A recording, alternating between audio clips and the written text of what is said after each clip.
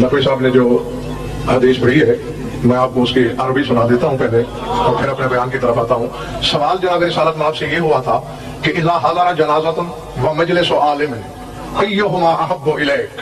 सरकार, एक तरफ जनाजा हो और एक तरफ आलिम की मजलिस हो, तो आपकी बारगाह में कौन सी चीज ज्यादा महबूब है? फरमाया इज़ा काना मन यतबउहा व यदफनुहा फहुज़ूर मजलिस आलिमिन अफ़ज़लु मिन अल्फ़ लैलतिन युसल्ला फ़ीहा अल्फ़ रक़अतिन व अफ़ज़लु मिन अल्फ़ जिहादिन व मिन अल्फ़ उमरतिन।